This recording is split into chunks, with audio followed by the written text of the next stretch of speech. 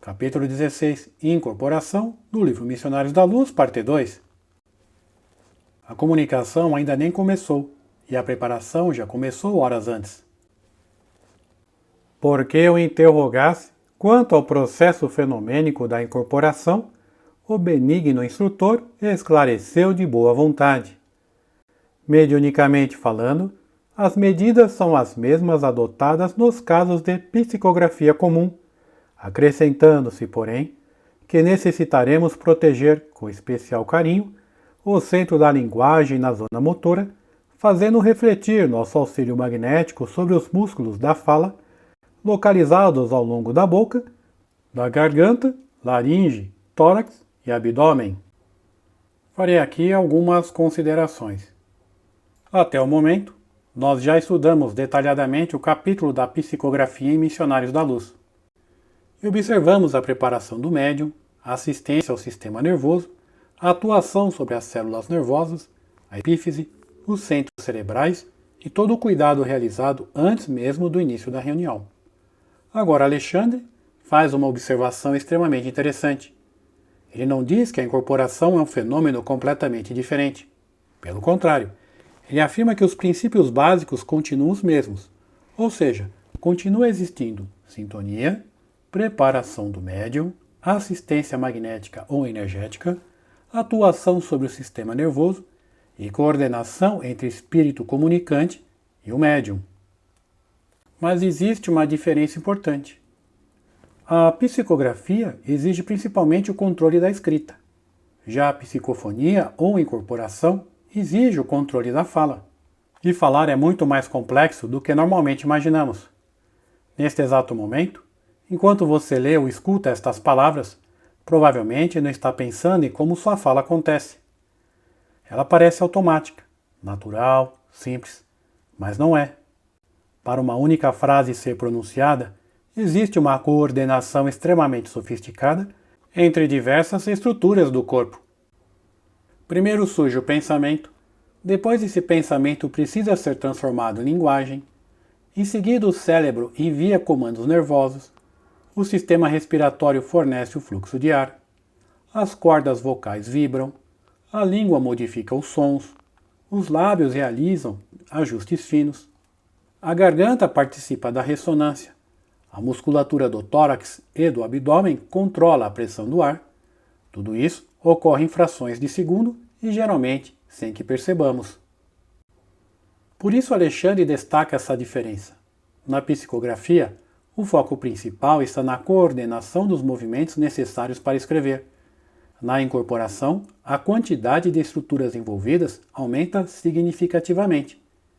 É como se na psicografia fosse necessário controlar uma única ferramenta, enquanto na psicofonia fosse necessário coordenar simultaneamente vários sistemas trabalhando juntos. Por isso Alexandre afirma que será necessário um cuidado especial com o, abre aspas, centro da linguagem na zona motora, fecha aspas, e também com toda a musculatura relacionada à fala. Hoje sabemos que determinadas regiões cerebrais estão ligadas à produção da linguagem.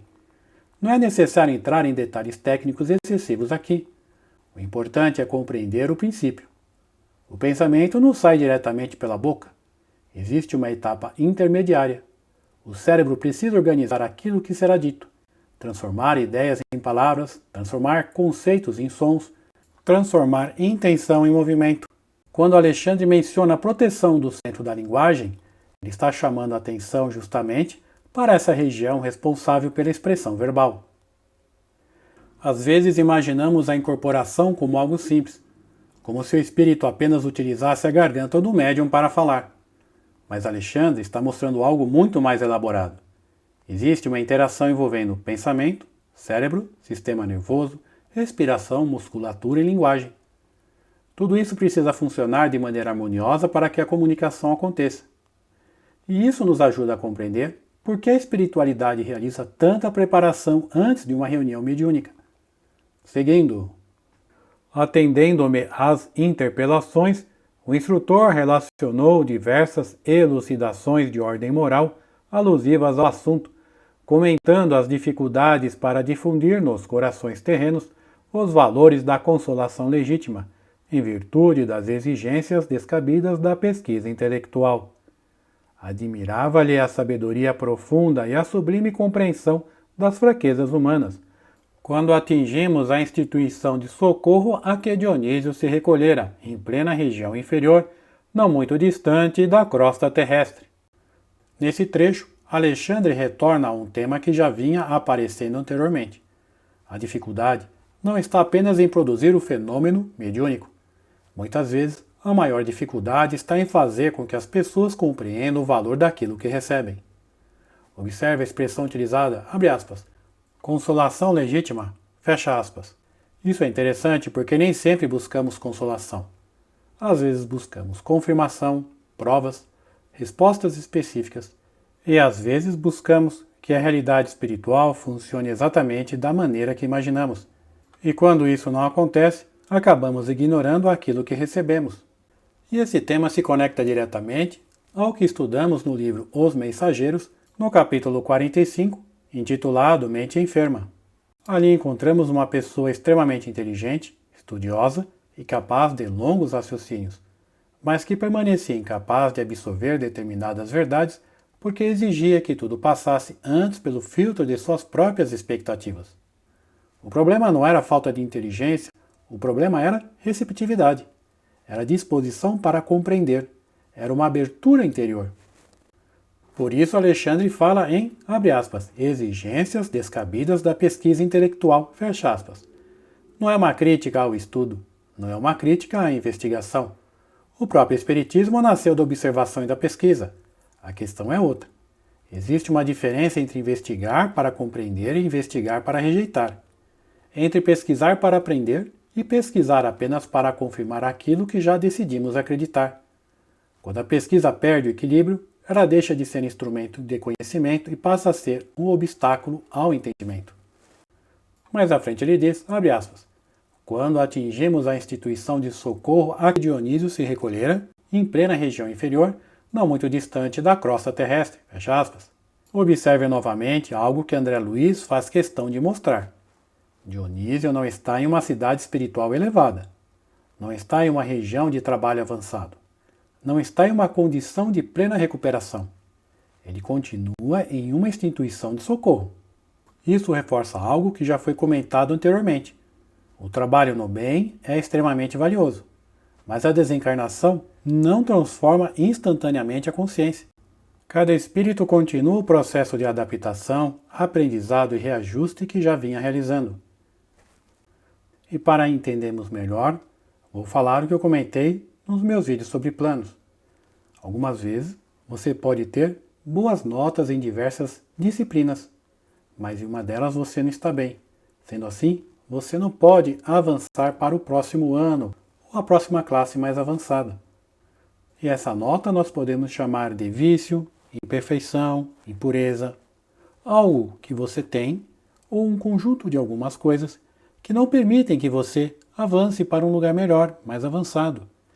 Seguindo, entendendo-se com os espíritos do bem, consagrados aos serviços do amor cristão em zonas semelhantes, conduziu-me à presença do recém-desencarnado que se mantinha sob forte excitação. Dionísio, falou-lhe Alexandre, bondoso, após a saudação usual. Lembra-se do nosso grupo de estudos espiritualistas? Como não? E com saudades, suspirou o interlocutor.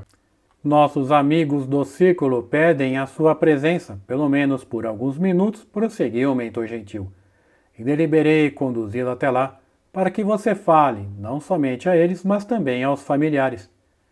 Que ventura! Exclamou Dionísio, quase chorando de contentamento. Farei aqui algumas considerações. Quando Alexandre informa que os familiares desejam vê-lo e que ele poderá falar com eles, a reação de Dionísio é imediata. Abre aspas, que ventura! Fecha aspas.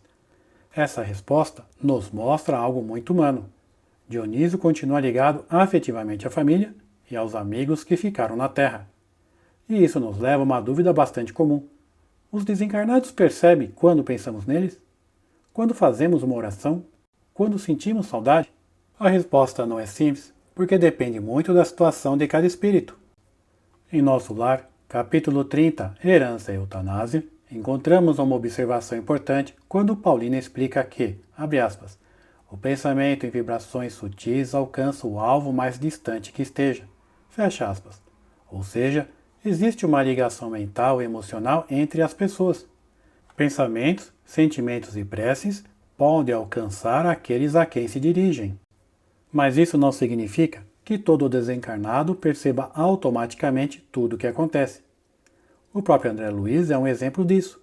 Em nosso lar, ele descobre que sua mãe o acompanhava e trabalhava por ele havia muitos anos. Lisias explica que ela o auxiliava constantemente, intercedia em seu favor e chegou a solicitar o auxílio de Clarencio. No entanto, durante todo o período em que permaneceu nas zonas inferiores, André Luiz não percebia essa assistência. Somente mais tarde compreendeu que estava sendo parado havia muito tempo. Isso mostra que a ajuda espiritual pode existir mesmo quando a pessoa não consegue percebê-la. Em Os Mensageiros, capítulo 26, Ouvindo os Servidores, Alonso relata que durante as preces sente profundamente os pensamentos da esposa e dos filhos, a ponto de ser atraído mentalmente para a Terra. Entretanto, o próprio capítulo mostra que essa percepção varia conforme a condição espiritual da pessoa. Alguns espíritos percebem essas ligações com grande intensidade. Outros encontram-se em recuperação, aprendizado, perturbação ou adaptação e podem não perceber claramente aquilo que lhe é dirigido. Muitas vezes, eles não recebem uma mensagem telepática clara. Podem sentir apenas conforto, saudade, amparo, bem-estar ou uma aproximação emocional sem identificar exatamente a origem. Por isso não existe uma regra única. O que vemos repetidamente nas obras de André Luiz é que os laços de pensamento continuam existindo após a morte, mas a forma como cada espírito percebe esses laços depende muito de cada condição íntima, do ambiente em que se encontra e das necessidades de seu próprio processo evolutivo.